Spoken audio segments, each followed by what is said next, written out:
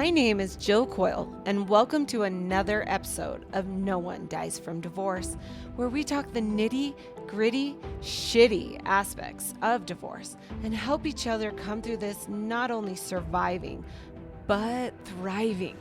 I'm a divorce attorney, and I'm interviewing other experts and people just like you who are going through or have been through a divorce, so you can have the latest and greatest information on all things before, during, and after divorce. Let's dive in. Welcome to another episode of No One Dies from Divorce. Today, we're going to be learning from a divorce to create lasting and strong relationships. And I have a very, very special guest, Dr. Matt Townsend. In the house. Thank you so much. I'm so excited for you to be here. It's interesting because I've known you since I was little around Utah. He's prolific in the Utah speaking circuit and helping, I would say, a lot of youth, because I remember you when I was going to BYU, but this was 20 years ago, just about what you were doing and helping understand more about marriage. And I guess, what would you say, building foundations to... Yeah, principles, teaching the skills, tools that people need to strengthen a relationship. We think they're natural, right? We think a relationship is natural, but no. Takes work. Yeah, it absolutely does. And after being married for almost 15 years, I can absolutely attest to that. It's an evolution. Yeah. It's like something that you have to continually to work on because, you know, you can be really good in year 3 and then really, really bad in year 7. Well, and again, because it always changes, right? Mm-hmm. Except the principles are pretty stable. Most of us don't know the principles, so we just kind of try to get through the moment. Yes. But there's really only about 4, 5, 6 things you need to know how to do in a relationship. And if you do them consistently or when you need them, the relationship will tell you when you need to use the principle. Yeah.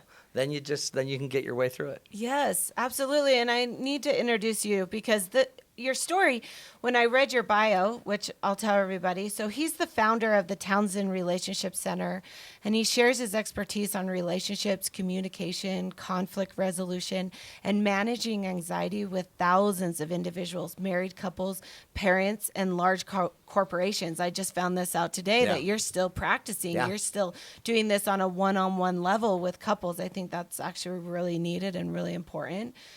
But he blends his humor. I've heard you speak. You're awesome. And storytelling to inspire motivation and immediate results in the audience and with his clients. Matt is a weekly contributor to KSL TV show in Utah, Studio 5 with Brooke Walker. And his book, Starved Stuff, here, The 7 Basic Needs of Healthy Relationships, is a popular pick among those searching for better relationship skills. It's on Amazon. You can get it within a day. Dr. Matt also, which is interesting. Do you go by Dr. Matt? I don't care. Whichever's easiest. Okay, we'll call you Matt today. Yeah, good. You can call me Jill. Yeah, good. Dr. Jill. I always feel a little shaded because I have a Juris Doctorate, but nobody gets to call me doctor. So Matt has many online programs available for marriage, dealing with anxiety and parenting. In addition to his professional work, Matt actively dedicates his time as a volunteer guest speaker and is active in his church and community. He enjoys playing tennis, swimming, and spending time with his wife, Marty, of 30 years. 30 years. So I think you have something to say. Uh-huh. And there's 6 children, 5 boys and 1 girl. Yeah. And 1 son-in-law. But now you actually have 3. I have 2 daughter-in-laws now. 2 daughter-in-laws and a son-in-law. It's working. Yes. And 3 grandchildren. Yeah, 3 grandbabes. That's amazing. That's so exciting. And one of the things that I was so excited when I started researching for today is the reason why I felt like this was a cosmic connection and you would be so great on our podcast is because you actually are a product of a divorced family. Yeah.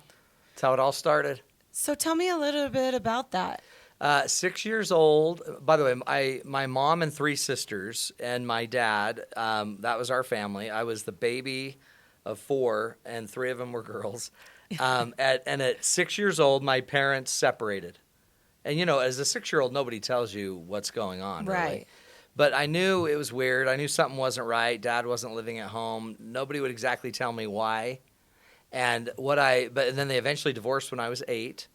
And what they just kept telling me is I'm the man of the house. I'm the deal. I'm the guy. But don't get on the roof. So Right. I'm the man of the house, but I'm not allowed to get on the roof. Right. Till I was like 14. Okay. Then I was on the roof every day. But it was, so in a weird situation, I learned very young that relationships matter. And Right. so I would watch them, and I'd watch. And by the way, my mom had a lot of friends that were divorced. So it was kind of like the divorce club. Okay. And I would go over to their houses and talk to their kids and hear the women talking in the kitchen. And it was always about relationships. Everything my sisters would talk about, it ended up being relationships, their boyfriends, everything. Right. They weren't even that into like clothes and stuff. It was always about where they were going, the friends they were going with.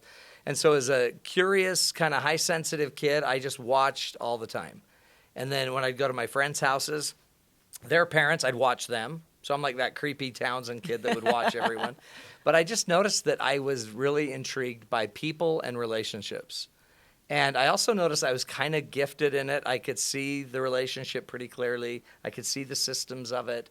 And so from a very young age, that's what I focused on. And I think it was because it didn't work at my home that I wanted to figure it out for my life. Okay. So how was your relationship with your individual parents? It was really good, actually. Kind of ideal if you're going to get divorced. I would work with my dad in the afternoons. He'd pick me up from school. So really from probably 5th, 6th grade on, I would go to my dad's after school. He'd pick me up, and I'd work in his office, hang out there, do my homework there. Then he'd take me home to my mom's house, and had a great relationship with my mom and my sisters, and I saw my dad pretty much every day. Yeah, Yeah. that is ideal. So it was kind of nice. And then, but it was always interesting because I'd see my dad in a professional setting more than I would see him. And then every once in a while we'd go camping or hiking or go do some activity. But it was a good relationship. And I had the other neat thing is being raised by 4 women changed me too, right? 'Cause Right. they just didn't think like I did. They didn't think like I didn't know why we'd want to talk about something all the time. Like one of my sister's boyfriends, oh, Jeff's such a jerk. So I'm like, we're going to talk about that again? Didn't we talk about that Right. yesterday? And I started to notice that talking is a really awesome way to bond, and Right. they weren't trying to fix it. I learned that about 10 when I tried to fix it, like stop talking about Jeff. Right. But I realized very quickly that a lot of it's just there's something else going on in the relationship. So I think they kind of warped how I think. My Right. dad, by the way, is very creative, really artsy. And a really, really funny sense of humor. So I always knew that my dad had certain gifts that I had. My mom had certain gifts that I had. She loved learning. She was always studying. And I feel like I was kind of a perfect combination of them, except that's paradoxical, right? Because Right. they didn't get along. So what parts of me don't get along? Right. So that's why it's a big, important rule that if you do divorce, don't talk bad ever Yeah. about the child's We father say it or mother. all the time. Because it creates conflict. Like my mom would always say, "Oh, you sound like your father," and I'm like that in a what good way? thing or a Like bad because he's thing? funny? Yeah. Yeah, Is it yeah. because he's funny, Mom? And then it's funny too. Don't you notice that as you're aging, that you actually hear your dad or mom's voice coming out of your mouth? Unfortunately, yep. Yeah. Yep. One of the things I'm throwing this question out here is when I got married, I wish somebody would have helped me understand that some men, I won't say all men, Yeah. struggle with understanding sympathy and empathy. Yeah. You wish somebody had told you that.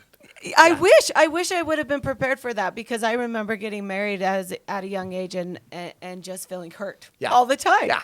Like, Well, like everything he really. said and did Yeah. really hurt my feelings. Yeah. And I was like, why do you not know that Yeah. would hurt my feelings? How do you not intuit this? How do you not know this? But it's interesting that it makes sense too. Nobody talks about this, which is why I think it's awesome content Right. to teach because men are wired to not be empathic, right? Like historically, you didn't want the man that was responsible to kill your dinner Right. and to protect you to be overly feeling, Right. right? Or otherwise, when he's about to shoot a deer through the heart, he'd be thinking, "Oh, That's sad. cute deer." Yeah. So, but nobody tells you that. Nobody tells you that. And then the other thing is it might also tell us more about ourselves. Why? Like I notice because I'm sensitive that I do get hurt more. Yeah. But it also makes me more empathic. Yes. So, that's why I got into so much about anxiety because Mm-hmm. I would see that about a third of my clients have kind of a temperament where they're easily offended. Yeah. And if they're easily offended, they're probably more reactive. And life is harder because they're picking up more information. And so then I got into some research about high sensitivity, and 20% of the population are high sensitives. And those are the ones that are more easily offended by the lack of empathy from another. Yep. But then I always knew that as a man, I was more empathic because I was probably more sensitive. And it sounds like it's because you were so aware. Yeah. Well, but it's interesting. It's probably not what someone taught me as much as my natural high sensitivity. So about 20% of the animal kingdom are high sensitive, Right. meaning they pick up 4 times more data than the rest of the animal kingdom. Smells bother us more, sound bothers us more. We internalize our thoughts more. So I tended to live a very narrow life, but very deep. Right. 50 feet wide, 50 miles Yeah. deep, which that depth made me more empathic. Because Right. I would think about things more. I noticed more when somebody yelled at me, like if a football coach yelled at me, I would internalize it and think about it in my head more. Yeah. Which made me, I think, more empathic. But it also made life complicated because why am I the only kid that is bothered by Johnny's smelly, pants? Yes. How come I can smell your pants from over Yes. here, Johnny? Yeah. And so notice some of us that are going through this and are really feeling more offended. Before you blame everyone or think of everyone else that's bothering you, maybe go see if you do a little check to see if you're a high sensitive. Yes. Because if you are, it's better to kind of go learn that skill about managing stimulation instead of trying to correct a partner that's just callous. Right. So many of us also in these high tense situations or these trials, I guess, we also don't want to say, oh, I have anxiety or, Yeah. oh, I'm a highly sensitive person. Yeah. But I heard from a therapist once that everybody has anxiety. Yeah. Everybody has it. Yeah. We just manifest it differently. Right. And if you learn exactly how you can manifest and deal with your anxiety, whatever the situation is, it's going to Yeah. help you through It totally whatever could, you're right? going through. Because it would be stress. Everybody has stress. Everybody has that fight or flight response that goes off. Right. The only time you need to worry about it is when it becomes disordered and you can't function because of it, or Right. you're turning something into stress that it's not. Yeah. But it is a gift, and I think my sensitivity is a gift. I think if more people knew that they are high sensitive, and they actually dealt with that, Yep. a lot of their relationships get better. Yes. 'Cause And I it's- think you can handle that. along with I guess the progression that we're making with the women's movement, feminism, and even breaking down of the patriotic society yeah. a little bit, I think it's also a pendulum swing as well to where we recognize that men should be able to cry, Yeah. and men should be Yeah. able to feel, Yeah. and men should be able to have these kind of emotions as Emotional. well. And so I feel like we're moving forward where both those sides are going to hopefully get to a point where we recognize that we're all human beings. Yeah. We all actually internally have the same feelings, and we all are entitled Yeah. to have those feelings. You know what's fascinating about that too is so culturally we're getting there, but evolutionarily, it takes I think I read it takes 40,000 years to evolve a trait Yes. evolutionarily.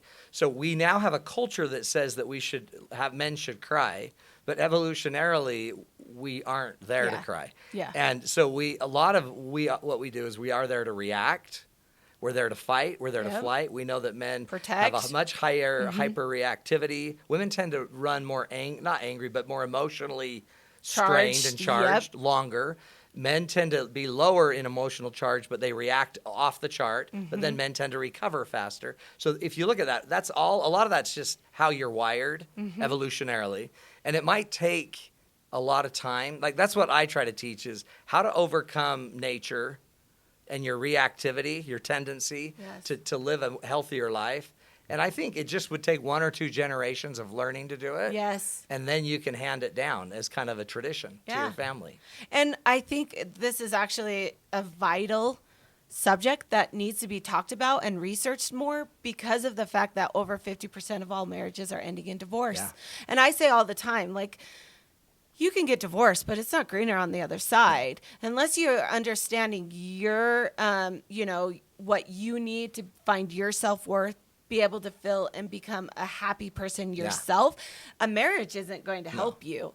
And so this is kind of my I guess, mission to help people understand that, the divorce might take away conflict or take away one problem. Yeah.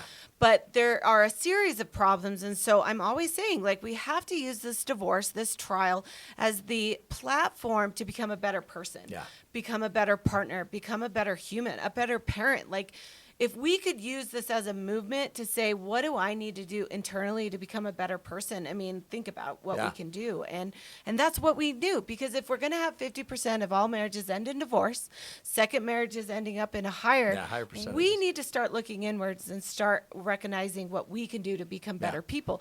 And it's just going to make the human race better. Well, and the coolest thing about it, too, is that, so when I sit down with couples, I always evaluate them in certain behaviors, in certain triggers. And pretty much invariably, anytime I see a couple in conflict, there's 6 behaviors they're practicing together. There's selfishness, where they're self-protective. Okay. There's reactivity. Usually it's high off-the-chart reactivity. There's polarization of topics. There's negative interpretation of each other. There's hopelessness, like this won't work, this isn't working, and then there's abandonment. And so once I've measured that with like my clients, what I always teach them is great. Okay, we can always divorce. Like, honestly, divorcing's the easiest thing we're going to do here. Right. But the first thing let's do is let's agree to work on these behaviors and stop them. Let's agree that we're not going to divorce as 2 selfish, reactive, polarizing, negative, hopeless people. Let's change some skills. Let's learn to not do that. Let's then learn to talk. And then after we talk, let's decide if we should divorce. Yes. And then if you divorce, you move even though you're going to have these skills that are going to make you a better employee. And co-parent. A co-parent. Yeah. Like, these are necessary human behaviors that even if the marriage is doomed to fail or there's problems within, this is an absolute, I guess, needed thing that you can do to become a better person. That's it. And that's what's so powerful, too, is now you can move on without the next divorce because you have the skills, the tools. If you divorce without going through that, then all you can assume was that it was your partner. Right. And with you a little bit. I mean, you were part to blame. Everyone always, I know I'm part to blame. They always tell me that. And whenever they say that, I like to stop the moment and I'm like, great, let's talk about what part you were. Yeah. And then I want them to get very specific about what part of the problem they were. And usually what you'll find it is selfishness, self-protectiveness, reactivity, polarization, negativity, hopelessness, and they're abandoning. So it's the same behaviors in every couple, and the research is pretty clear. You change those behaviors, you'll have a really high likelihood of even saving your marriage if you want to, or moving on way healthy. Right. And through your practice, have you seen as well, because I think a lot of people think, oh, well, I'm in a bad marriage because this, and this, but I'm not that kind of person outside the marriage. Yeah, that's what everybody says. I mean, and you're like, I don't have this problem with anyone else. And I always say, with anyone else but your intimate, committed partner. And why that's important is that you wouldn't have this problem with your boss or your coworker, because your boss you have to please, and the people below you, your subordinates, you're in charge. Right. So you have way more. The roles are set there. Yeah. But they're not as set with your equal, intimate partner. And most of us don't know how to do the intimate relationship very well, because if you think about it, most of our intimate relationships have failed. Yeah. That's the purpose of intimate relationships, is they fail until you find one that you then can make work. So anytime I hear that, you're right. This is normal. Unless you're raised LDS and you go to BYU and your, first intimate relationship is your husband. Yeah. And talk about work. Right, exactly. Talk about that's hard. Right. You know? Well, by the way, that is the norm, right? Yeah. It's just you did it in one shot with one person to take on all the issues. I'll be the first to admit, I had to fall in love with my husband after we got married. Yeah. Well, that's actually great. I don't believe you find your life, your soulmate. I think you forge it. Yeah. You have to make it together. Absolutely. Through a lot of heat and a lot of beating emotionally. Refiner's down. fire is what they call it. I'm fire. like, I'm not a diamond yet. Like, what's going on? Like you said, it's an evolving process that continually challenges you. And so long as I think both parties are committed to the challenge and improving themselves, most marriages can work. Yeah, I agree. There's definitely the marriages that you got to get out, and we talk about that a lot. Financial, physical abuse, emotional abuse. But for that, I think like you said, it comes down to communication. Yeah, that's real. And so let's talk a little bit about your early career, because what you did actually starting out is you were a divorce mediator. Yeah, well, even before that, I spent 7 years with Franklin Covey Company. Okay. So I used to travel around the country teaching leadership principles to companies, Fortune 500 companies all over. And it always blew my mind that I'd be teaching them communication skills, and these companies would pay a lot of money to learn the skills for their executives. And then as I became a divorce mediator, I'm trying to figure out, why aren't couples paying any money to learn how to do this? Like, we go to therapy, but even in therapy, they don't necessarily teach communication skills, even though it's the number one thing couples go to therapy for is communication. And I just found that they're skills and they work, and you can teach them to people. And once you do, amazing things happen. Right. What this is throwing you off a little bit, but what about people with like NPD or narcissistic personality disorders, or even traits of that? How challenging have you found with those people? Well, and even I even think probably more we diagnose a ton of people with narcissistic personality disorder, which is totally real. And I think maybe even a healthier diagnosis would be somebody with emotional trauma. And then they've learned a compensation method like narcissism, or aggressive pursuing of another, or aggressive detachment. So they're anxiously attached, they're anxiously avoidant. What I found is it still takes two to communicate, right? So even if the person, let's say, is seriously affected by some disorder, you're still a part of that interaction. And a perfect example is if you ever knew let's say your partner was the greatest human on earth, like they were perfect. And then all of a sudden they rolled their truck and they had a head injury and they were in a coma for 6 months. And when they came out of the coma, they acted exactly like somebody with a narcissistic personality disorder. Yep. But you knew they used to be a saint. Right. And now they're messed up. So then how do you treat them? Yep. And then when they're all acting all narcissistic, what do you do if you know they have a head injury and that's the cause of it? Right. And why I think that's powerful is because if I know somebody's broken, I'm not as offended by it. Right. When they act like a jerk to me, I know they're broken. And there's power in interacting with somebody, understanding that most of the time that they're trying to hurt you. If someone's trying to hurt you, they're broken. They're hurt. And once you notice that, then I'm not going to get selfish about it. I'm not going to react to you anymore. I'm not going to give you the power as a narcissist to own me. Right. I'm not going to polarize everything. Yeah. I'm not going to get negative and hopeless. Now, it doesn't mean I'll stay with you, but it's going to change what I feel toward them. Right. And when I feel a weird sense of compassion because they're that broken, and a lot of times with anybody that has any of these disorders, you can see where it came from. You see how their life was. Yep. And then all of a sudden, okay, I can have compassion. And why that's important is I need to move on without hating. Yeah. A lot of us in a divorce feel like we have to hate somebody to leave them. Absolutely. But to have to hate them to leave them is probably your flaw. Right. You could be really strong and independent and leave them. Yeah. But if you don't have independence, then you need some other emotion you have to conjure another emotion to get out. And that emotion is usually anger, hatred. And what I find a lot of times, that hatred isn't even about them. You're mad at yourself that you're this vulnerable to them. Why am I so disempowered with them? Yes. Why am I so underneath the wave with them? And I say that all the time, like, stop giving them your power. Yeah. I mean, creating boundaries. I have a whole chapter in my book about how to deal with NPD, and it's possible. Yeah, totally. You can do it, but that's exactly right. And you get a lot of shame as well, like, oh, I stayed with him for so long. Why did I do that? I wasted the best years of my life. And you're like, nope, we got to be focusing. Right. And also figure out, why did you? And what you'll usually find is there's a level of dependence in all of us. And when you're dependent and they're aggressively independent, like a narcissist is, that creates a problem. Yeah. And you're mad because they're so aggressive. But I usually believe that once you're seeing anger's a sign of guilt somewhere else. Yeah. And the guilt might just simply be, why did I not get strong enough? Why did I not keep my certifications up? Why was I not? And you can bemoan it till you die, or you can just get independent. Yes. And once you're independent, that's the only hope you have of making this work or getting out. Yeah. Is once you're independent. Yeah, that's exactly right. No one dies from divorce. Yeah. And it's all about being able to plant your feet and recognize that you're a person Right. that can stand on your Yeah. own 2 feet. That's right. And I know that when you're going through a divorce, it's very scary. Yeah. Sometimes you don't feel that.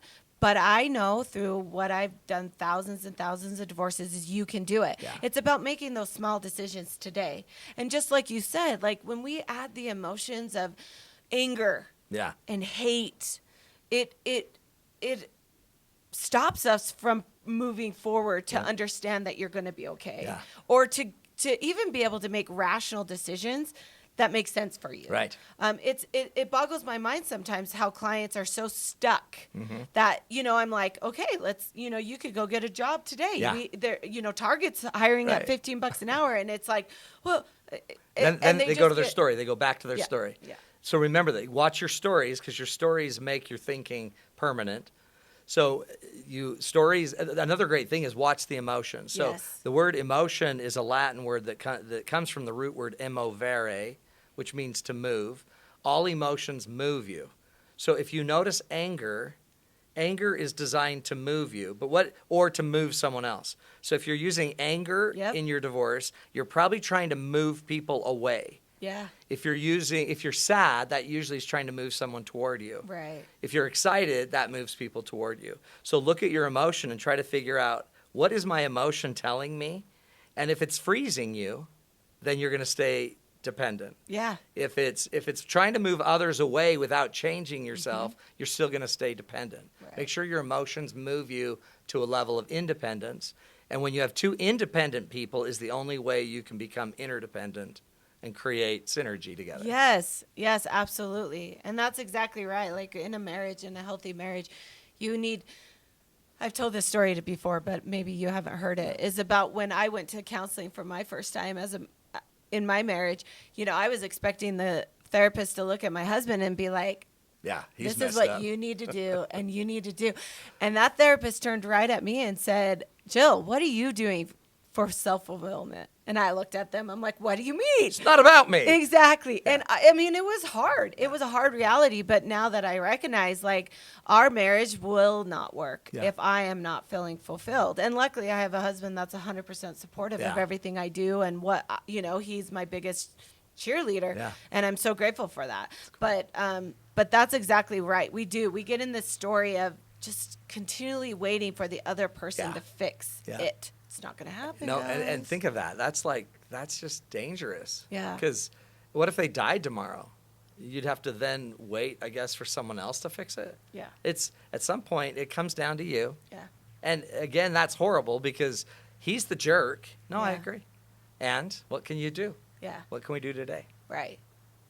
So you worked for Franklin Covey, Yeah. and then you were like, okay, I'm going to go into Yeah. divorce mediation. Well, it's weird. I got a master's degree in conflict resolution. Oh, really? I didn't know that. That's crazy. So that kind of made the difference. And then at Franklin Covey, I was creating content about, I don't know if you know their content, but they have what are called private victory and public victory. So I was writing public victory content to really write a book. I wanted to write a book with Stephen Covey. And it got very clear. I was the youngest presenter in the company. There's no way they're going to let me go write a book with Stephen.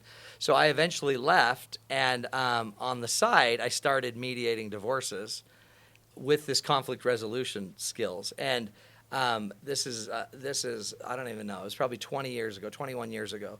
And I started to just work with clients, and as I'd work with them, I'd notice they all would bring up the same issues. Yeah. They'd come in, they'd want to fight about money and sex and kids, and you could see what I call the smoke.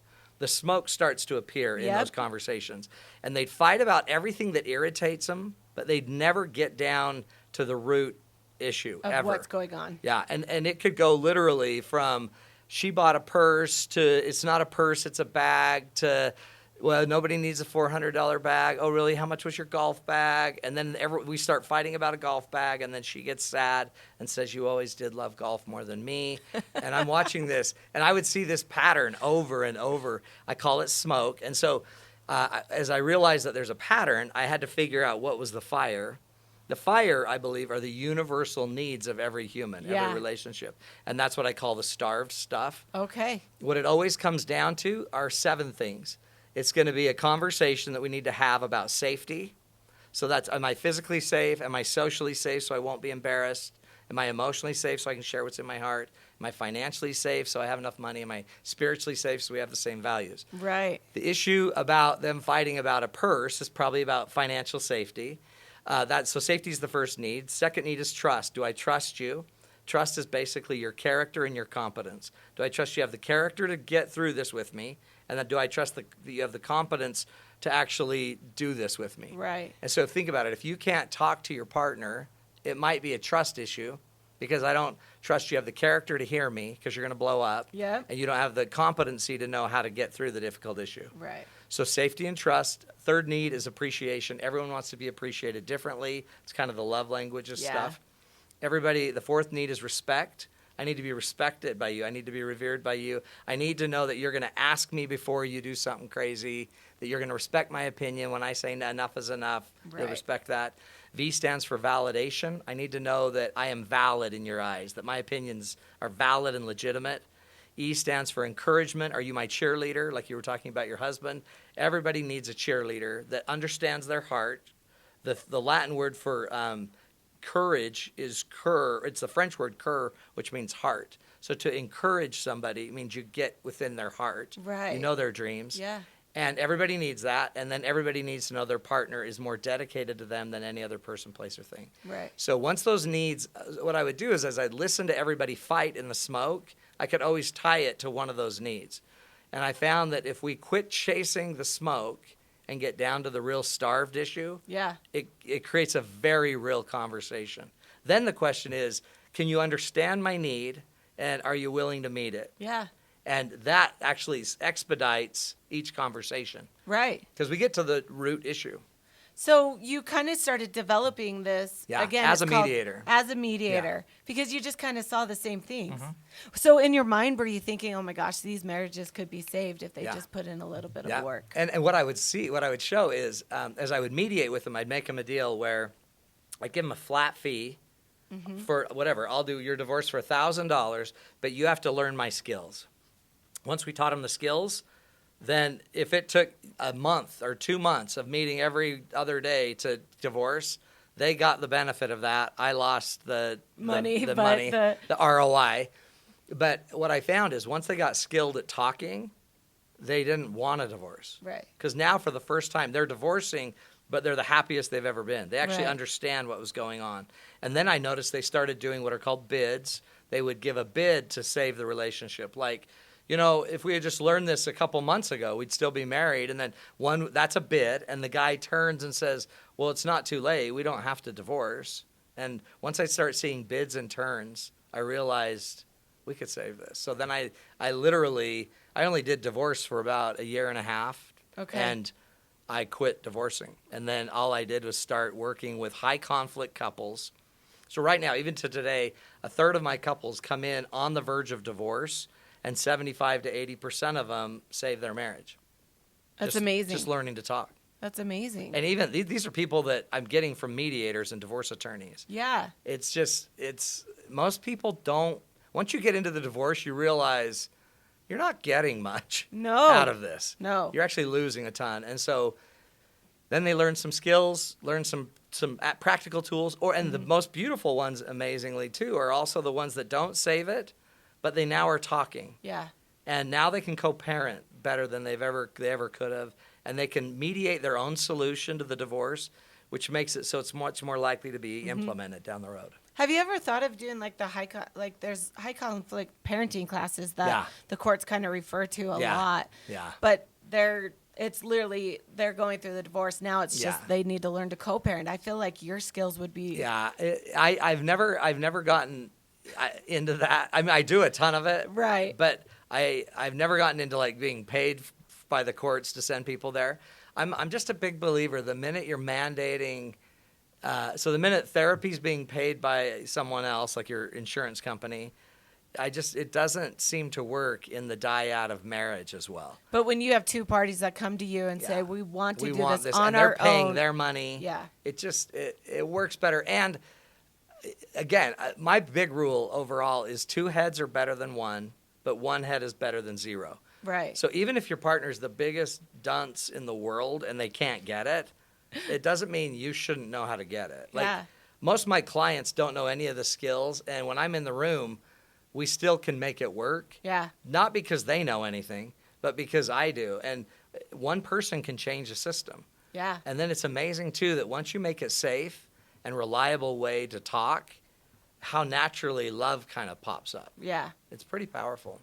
And that's what's interesting. I mean, obviously, as a divorce attorney, I'm a high conflict divorce attorney. So people hire me when they need a litigator and somebody to advocate for them. But what I realize is, they're going through the grief cycle of divorce and they're so stuck in anger. Yeah. And so a lot of them just aren't able to make rational decisions. So something that I would think would be so simple and something that we should be able to resolve becomes this like very, very volatile problem and just seems like it's the end of the world. And so I've stopped going to mediation early. Yeah. It used to be that, we want to get into mediation. Yeah. We want to try to resolve this quickly and amicably. Yeah. But I have recognized that there's so many failed mediations when the party's not ready. Right. They're stuck in that anger. Right. That, there's so many silly things that they can get. So we wait a minute now. That's we great. make sure that there's full financials. We make sure we've had lots of conversations with our clients. And we make sure they're ready. Yeah. Because when we can go into a mediation where they're actually able to kind of put away that anger and move more to acceptance and understanding, then they're able to make rational decisions. Totally. And the teapot doesn't seem such a big deal. No, and you've seen it because, it can go on for years, right? Like 2 years to fight over something that we all probably could have drawn up pretty clearly how it would end.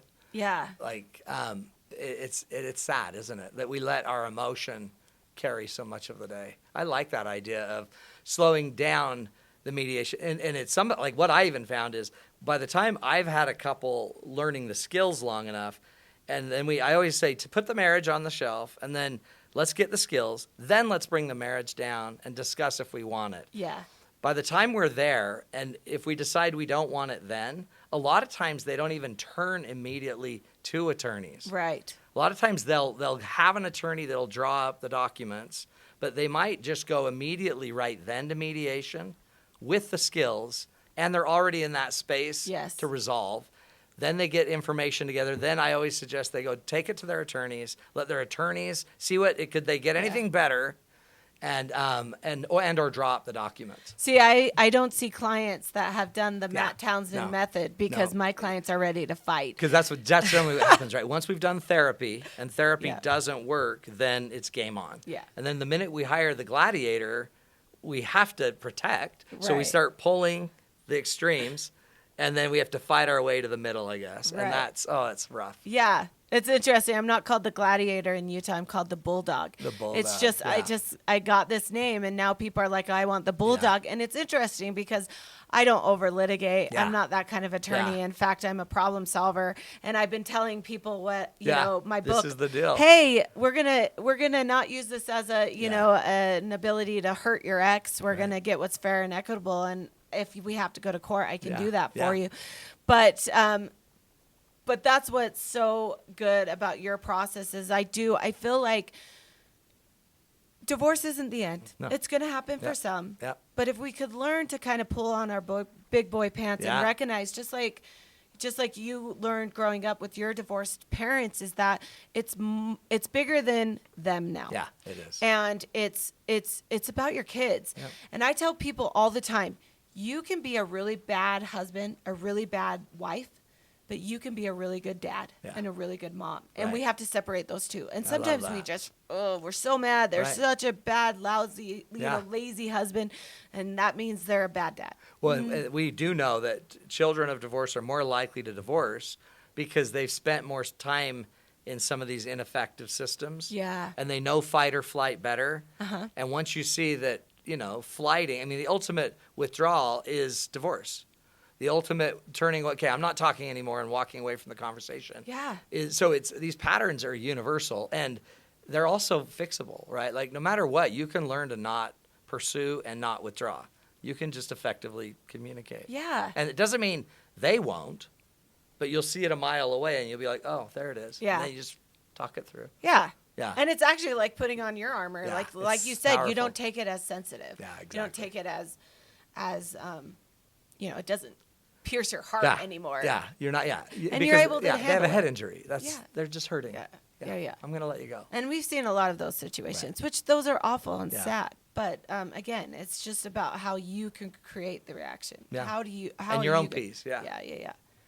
So one of the things you talk about when you're starting your process, because you develop this starved stuff, and you've kind of created now this curriculum behind it. But one of the things you start about talking about in your book is first creating the goal. Yeah.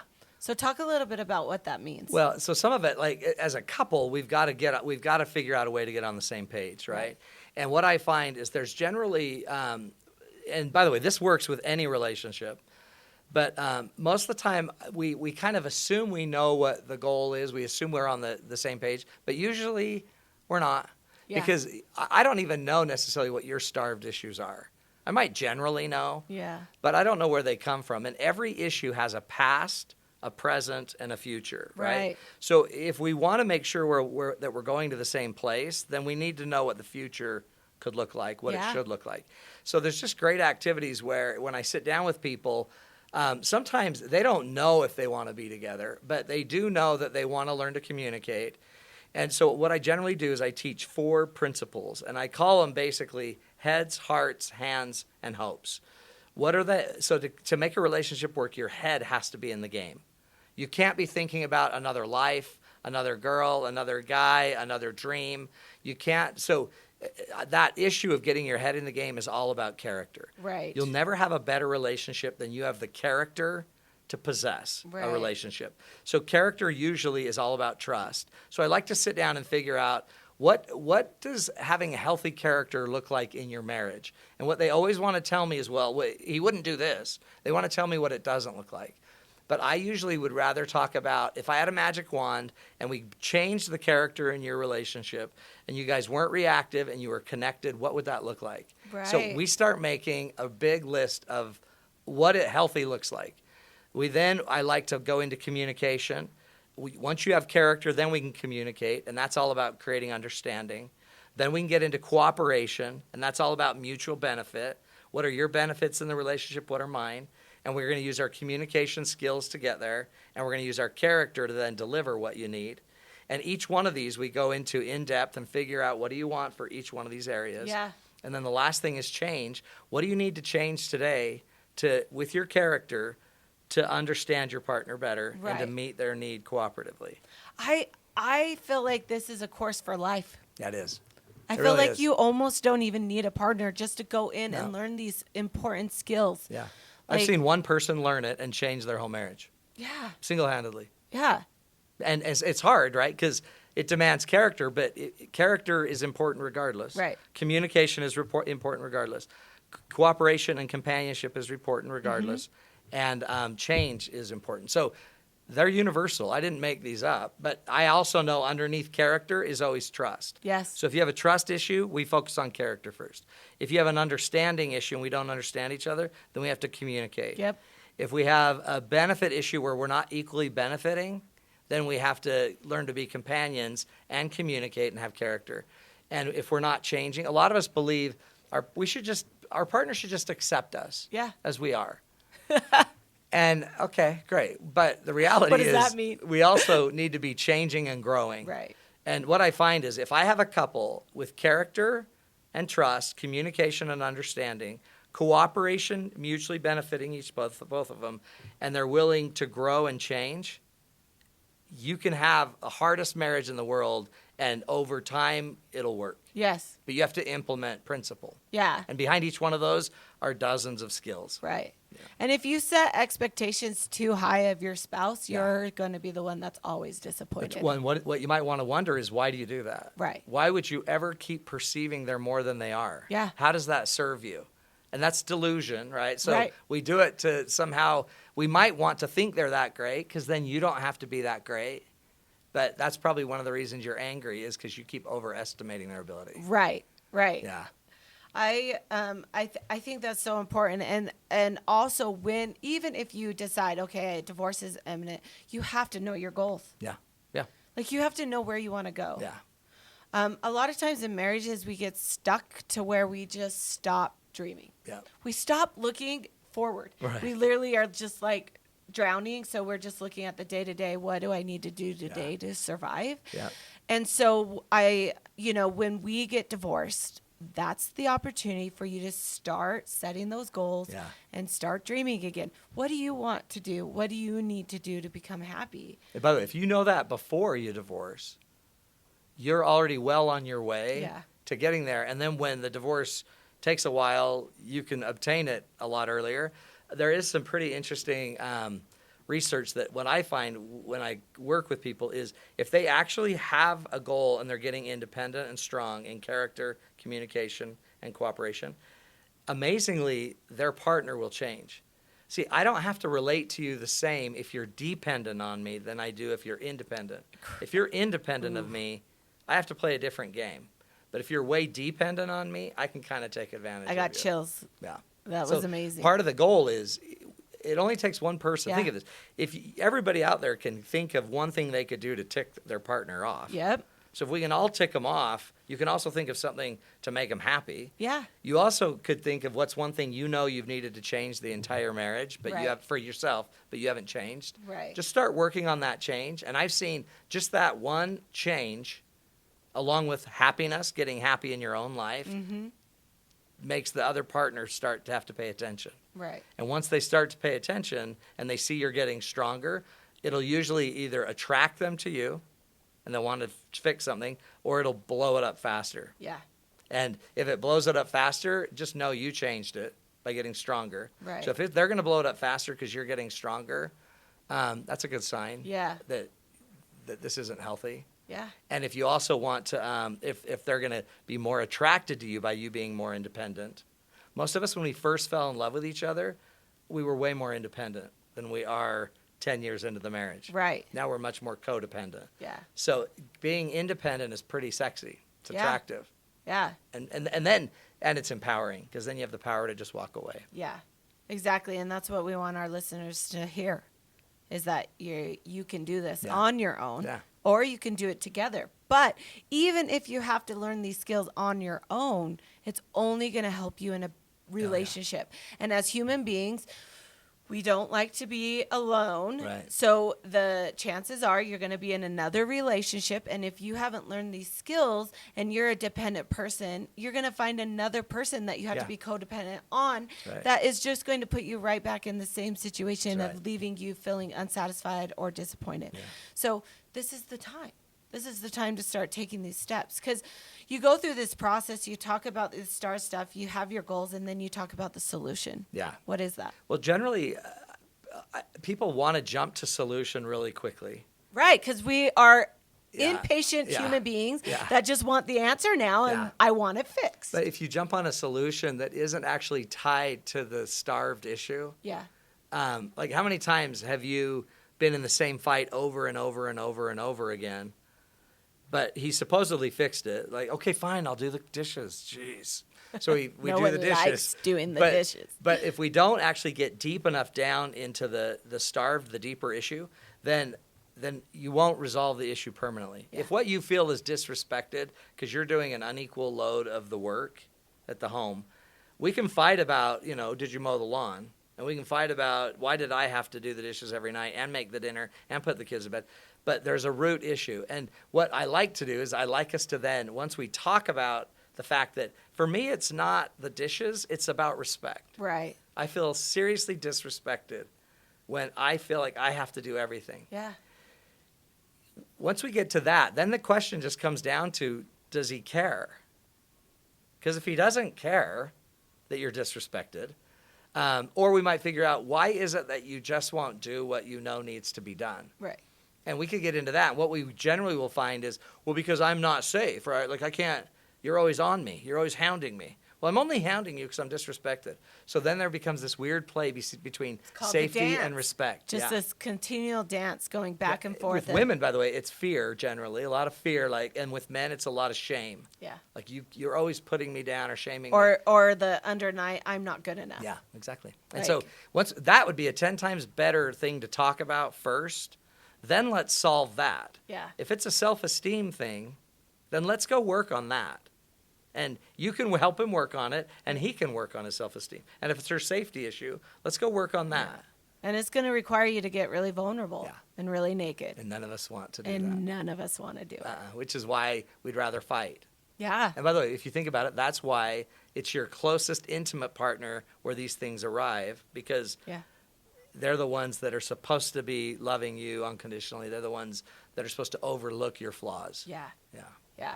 What I've learned in my 15 years of marriage as well is that love is just a word sometimes that people say, but it's action. Yeah. I don't need you to tell me you love me. I need you to show me, right? Yeah. And that's what a lot of us want. Yeah, by the way, so you're what I'd call a seer. Yes. You want to see it happening. Yeah. Some of us don't even want to see it. Like, my wife's a seer, so she likes it when I vacuum. Like in that turns her on. In a maid outfit. But not like a French maid outfit, like more like a Courtyard Marriott maid outfit. So she likes to see the love. I don't want to see it. I want to hear it. Yeah. So I'm a hearer. Some of us Words aren't of hearers. affirmation. I want positivity. That's exactly my husband and I's relationship. Isn't that weird? Oh, yeah. Some are touchers. Those tend to be men. They feel validated through touch. And some are I call sensors. They feel it. They know they're loved because they feel it. They get your time. They get attention. But it's in the feeling. So part of the key is also to figure out how your partner senses love. Yeah. What's the sense that they process their love through? Right. And because you can touch them all day, but if what they want to do is hear it, and what they hear from you is negativity because you're not happy, that's going to bother them. So there is a lot of power in noticing how you sense emotion. Also, a really interesting data point is about 60% of people today, millennials, have attachment issues. They don't know how to safely attach to others. And that's usually because somewhere when we were growing up, one of these starved needs weren't met. We didn't feel lovable. We didn't feel capable. We didn't feel like we belonged, and we didn't feel like we're safe. And when that need breaks, like mine could have broken at 8 or 10.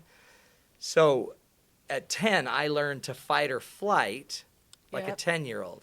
So a lot of times if you're arguing with your partner and you see that they seem to react like a 10-year-old or a 12-year-old or a 14-year-old, it's pretty interesting that what you might actually be seeing is just an attachment issue, rearing its head because emotionally you just touched on a need that wasn't met, and they have a script that they're playing, and they just keep playing the same script. Yeah. So the answer is let's respond as two adults. Feel like you're talking directly to me. Yeah. It's super powerful. And so anytime you see a pattern that always turns with one of you fighting, that's probably more of an anxious attachment style. Yep. And one of you always running, that's probably an avoidant attachment style.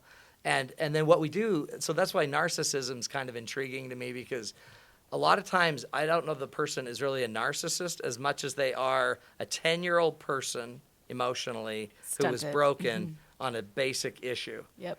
And once that issue wasn't met, they don't think just selfish. Most 10-year-olds are fairly selfish. Right. So it's just the behavior they picked up young. Yeah. Interesting. That's such good information. I just think what you're doing is so needed. And I know, Matt, you do a lot of work with youth right now. Like not youth, but like young adults thinking of getting married. Right. Which I just wish I would have had that when I was, because even whether you're in a religious community, like what I was raised in, or, in general, like we should learn how to be married. Yeah, we should. By the way, most major religions have classes you take. The funny thing that I've learned actually is that sometimes talking to people when they're young and yearning about the conflict that's going to come isn't very helpful. I mean, conceptually it is. Yeah. But like if you've ever tried to talk to it's like telling somebody that's about to have a baby that's never had a baby, and they're like, I'm just gonna go natural. And if you've had 4 babies and you tried that, and you're like, okay, well, Good luck. good luck with that. It's almost like you can't talk them into something they don't understand yet. Yeah. But so I like the idea that people learn it, and I tried it. Like some of the hardest things I've ever done are teaching at bridal shows. So when I started young in this business, I thought I got to get to the brides. Okay. I'd got to get to the brides and the grooms, right? Get to those people young. But at the bridal show, they don't care, okay? Because they're picking out their colors. Yeah. And they're figuring out who their photographer is going to be. But every time I do a bridal show, the couples would kind of come, but their parents would be there. And it'd be like the mom saying, honey, you got to listen to this guy. I don't know why she talks like that, but she would just this guy's got the goods. You got to listen. And so sometimes as parents, we try to get our kids to learn it. But one of the best ways I found to teach the kids isn't necessarily even coming to me.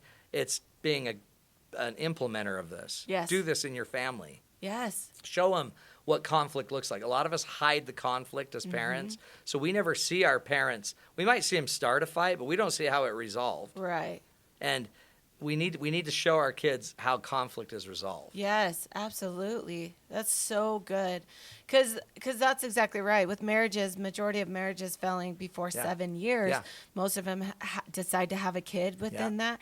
And then they've got a really long life ahead of them where they're going to have to co-parent and be able to communicate. And so I think what you're doing is so vital in helping understand that if you are in that space, learning to communicate, learning the STARVE method is just going to help you moving forward. Yeah, and the earlier the better, right? Yeah. And I'd even try to teach it. Like I teach it to youth just trying to deal with their friends. Yeah. Recognize the smoke. Don't jump on the smoke. Understand there's a deeper issue and get real with them and try to step down into the deeper issues. I think another issue that we're going to be seeing unfolding and is going to be a problem is the fact that people are getting married later. Yeah. And so we've got, these mid-30s now, late 30s, they're set in their jobs and they're successful in what they're doing. And then finally they decide, maybe I want to get married.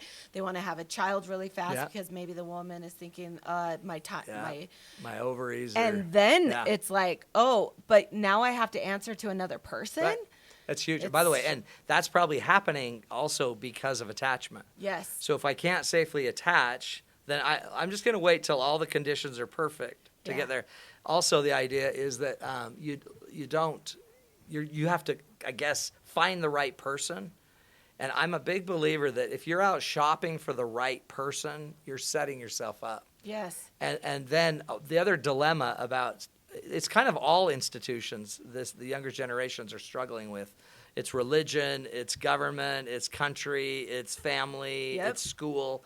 But the downside to that is that our institutions, even like marriage, give us specific roles. And with those roles, it gives us specific groups of people we can connect to. It gives us activities we can do. So there's power in institutions, and without them, you actually have a diminishment of role. And if you don't know your role, then a lot of times you're spinning. And so a lot of, I think, the youth feel like what they want is an ethereal experience, but they don't have a role to get there. They don't have a person to make it happen. Yep. They don't know how to do it. It's experience they want. Yeah. Without any of the other functions necessary for experience. I always say, you're not going to excel until you go through the hardship of having courage, self-worth, teaching. Think of law and school, growing. right? Yeah. And you may not have even quite known what you were going to learn until you learned it. No. And then you get your head kicked in a little bit, and you're like, okay. Yeah. I'm glad I did that. And then I'm a pretty smart, intelligent person. Yeah. And then I got married when I was finishing law school, and I was thrown into a whole new situation. Yeah, exactly. And now I'm a mom of, going a daughter being a teenager, and I'm like, what am I doing? So it's a consistent evolution of growing. We always have to be growing in teachability. I think that's the hard part with youngins today is that they don't recognize that. Right. You don't get where I am. Yeah. Easily. No, there's a lot of carnage and a wake of difficulty. Yeah. So this has been amazing. I have learned so much, Matt. Thank you so much. I really want people to hear, where can they find you or more information on this so that they can benefit from it. MattTownsend.com is the easiest place. And what we're doing, in fact, right now we're building a program where, because I have hundreds of hours of videos and content, and I have a radio show I did for years, so I have 1,200 hours of podcast. Oh my goodness. With literally the leading experts in marriage and family, John Gottman, Gary Chapman, all the gurus. But at MattTownsend.com, we're now putting the site together. MattTownsend.com is already together.